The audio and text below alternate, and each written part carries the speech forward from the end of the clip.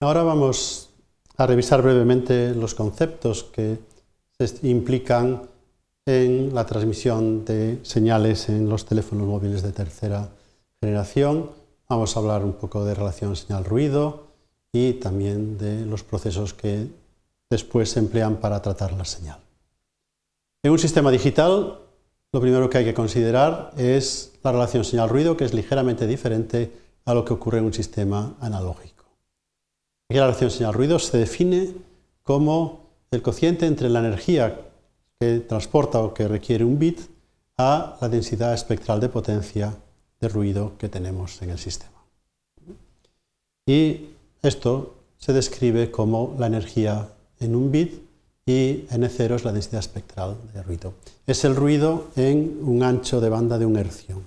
Esto es lo que significa la densidad espectral. Bien, si tenemos una portadora que transporta una potencia C, si multiplicamos esa potencia por el tiempo que dura un bit, nos dará la energía que transporta ese bit.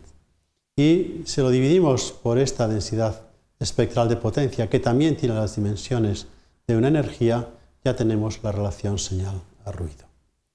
Podemos agrupar la potencia de la portadora y la densidad espectral del ruido, y el inverso del tiempo de duración de un bit es la tasa, es el número de bits que enviamos por segundo.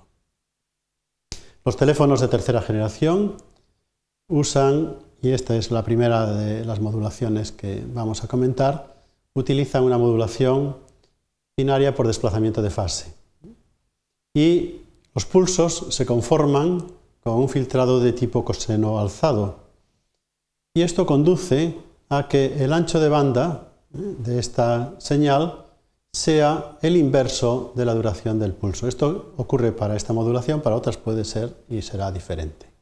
Pero aquí tenemos que el ancho de banda en megahercios es el inverso de la duración de un bit en segundos. Lo cual representa básicamente una eficiencia espectral de un bit por segundo por hercio que tengamos de ancho de banda, o lo que es lo mismo, la tasa de bit y el ancho de banda son iguales. Con esto podemos escribir esta relación señal-ruido digital aquí como la energía por densidad espectral de ruido. Es la misma que tenemos antes. Hasta aquí estamos repitiendo la fórmula, pero ahora ya sustituimos aquí la tasa por el ancho de banda. Pero claro, el ancho de banda multiplicado por la densidad espectral de ruido es la potencia de ruido, con lo cual encontramos que para esta modulación, en este caso concreto, la relación señal-ruido digital es exactamente la misma que manejamos en el caso analógico. Es la relación de portadora a ruido, de señal a ruido, calculada a partir de las potencias. Bien, los sistemas se pueden ir complicando y hay esquemas de modulación muy diferentes en uso, pero la idea de pasar de un binario, que son 2 bits, a, por ejemplo, un cuaternario, donde aquí ya tenemos una agrupación de los bits de los mensajes en bloques de 2, es decir, los agrupamos en bloques de 2 y a cada uno le asignamos un símbolo, pues en este caso lo que tenemos es un sistema cuaternario. Y esto lo podemos generalizar a un sistema de m estados o de m niveles, que al final son m formas de onda diferentes, y cada una de estas la asociamos con una agrupación de m minúscula bits. Por ejemplo, en un esquema de modulación de 16 niveles con modulación en cuadratura en amplitud, pues lo que tenemos básicamente es un alfabeto de 16 símbolos con 4 símbolos por bit. ¿De acuerdo? La relación de esta potencia en log es exactamente la inversa. Y esto nos lleva a que la tasa de señalización, a la cual enviamos los símbolos, que se mide en baudios, el baudio es la unidad de transmisión clásica de un sistema telegráfico, es el número de símbolos que estamos transmitiendo, está relacionada con la tasa de los bits a través del logaritmo en base 2 del alfabeto, del número de símbolos que tiene esa modulación. ¿Qué conseguimos aquí? Bien, conseguimos en el mismo ancho de banda pues enviar a través de los símbolos grupos de bits, más bits.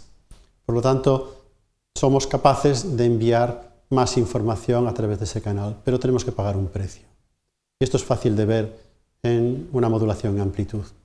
Si yo puedo detectar 2 estados en amplitud diferentes con este nivel, si yo ahora tengo que detectar 4 niveles, ¿qué pasa? Pues que necesito tener más margen entre ellos. Por lo tanto, lo que gano aquí en velocidad o en el número de bits que puedo enviar, lo tengo que pagar, lo tengo que compensar con un cambio en la relación señal-ruido. Por lo tanto, estamos de alguna manera intercambiando ancho de banda, velocidad de transmisión para un ancho de banda dado con relación señal-ruido. Bien, hay un parámetro que es importante, que es el límite de Shannon, que nos describe lo mejor que podemos conseguir en un sistema de comunicaciones si tenemos un cierto ancho de banda. La capacidad de un canal, descrita como en este caso como la máxima tasa de transmisión a la que podemos enviar bits con un número de errores controlado, está representada aquí por C. En este caso esta C es de capacidad. Hace poco la C también se refería a la portadora, a la potencia de portadora, pero aquí esta C se refiere a la capacidad en el canal. Para un determinado ancho de banda está relacionado con el logaritmo en base 2 de 1 más la relación señal-ruido. Las unidades aquí son hercios y aquí son bits por segundo y por eso aquí aparece el log de 2. Nosotros podemos aumentar la capacidad para un ancho de banda de 2 maneras. Una, que es la obvia, aumentando la relación señal-ruido, y esto se hace muy frecuentemente. Pero si no tenemos una restricción fuerte en ancho de banda, podemos hacer una segunda cosa, que es aumentar el ancho de banda y ver cómo se comporta. Y esto es lo que se hace, de hecho, en los teléfonos móviles de esta generación. Por lo tanto, si tenemos esta expresión y calculamos el límite de la capacidad cuando crece mucho el ancho de banda, tenemos que calcular el límite de esta función logarítmica, la convertimos a neperianos, tenemos esta expresión, aparece el neperiano de 2, y si la relación señal-ruido ahora aquí pues es suficientemente buena, pues siempre podemos aproximar por este valor y al multiplicar por el ancho de banda nos queda esta sencilla expresión. Esta es la relación de señal a densidad espectral de ruido dividido por el logaritmo de 2. Pero esta tasa, esta máxima capacidad, se asocia directamente con la energía en el bit y la densidad espectral. Por lo tanto, si cogemos este cociente y calculamos su límite, veremos que esto es igual a la señal dividido por la tasa y dividido también por la densidad espectral de ruido. Y todos estos son los números que tenemos aquí y nos queda igual al neperiano de 2, que vale 0,69 y esto nos da menos 1,6 dB, que es el límite. Es decir, si somos capaces de ensanchar grandemente el ancho de banda, nuestro sistema podría llegar a funcionar con un límite de menos 1,6 decibelios. Por lo tanto, podemos funcionar en estos sistemas con muy baja relación señal-ruido, pero el precio que tenemos que pagar es que tenemos que aumentar el ancho de banda. Esto es lo que hacen lo que se conocen como las técnicas de espectro ensanchado, que son aquellas en las cuales cogen los datos originales o la señal original que ocupa un cierto ancho de banda y lo amplían. Y esto se puede hacer de varias maneras, moviendo, cambiando la frecuencia, es decir, provocando saltos de frecuencia, asignando distintas ventanas temporales en saltos de tiempo. Lo que se hace en los teléfonos móviles, que es esta tercera opción, que es, de alguna manera, es coger los datos originales y multiplicarlos por una larga ristra de bits, que aquí se llaman chips en inglés, y que lo que hacen es consiguen de alguna forma ensanchar y tener un número de bits mucho mayor que el que teníamos de partida. Estos códigos de ensanchamiento es la técnica que se usa en los teléfonos de tercera generación. Hay otros procedimientos en uso, como utilizar multiportadoras, en fin, hay más esquemas, pero el que vamos hoy a considerar es precisamente el ensanchamiento con una secuencia directa.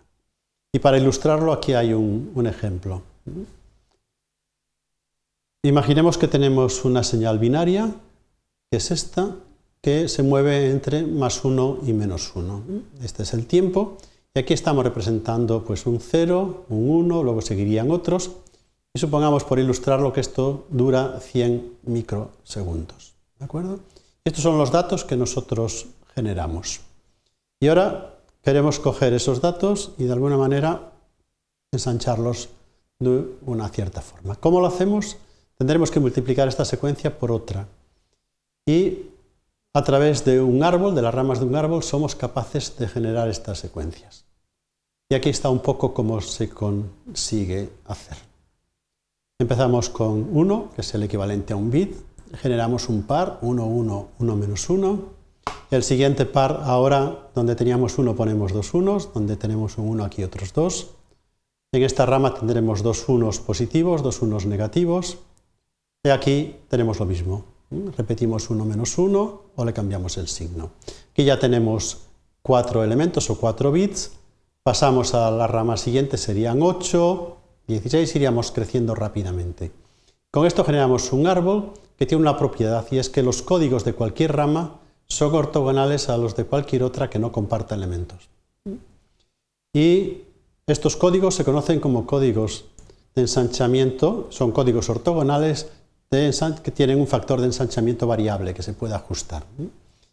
Bien, fijémonos en esta secuencia que está aquí con un asterisco, es una secuencia 1, 1, menos 1, menos 1, y supongamos que esta es la secuencia que vamos a utilizar.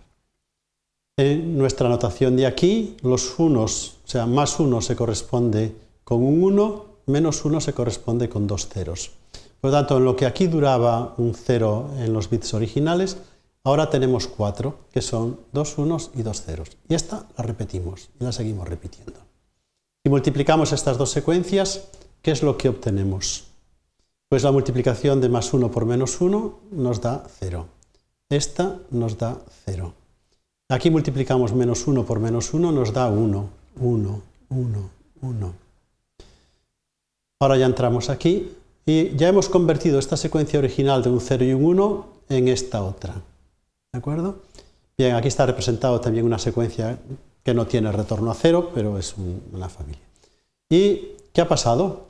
Ha pasado que ahora la tasa, la velocidad de bit, se ha multiplicado por 4. ¿Por qué? Pues porque hemos aplicado un factor de ensanchamiento de 4. Esta es la idea básica. Lo que antes aquí duraba 100 microsegundos, ahora cada unidad de estos bits duran 25.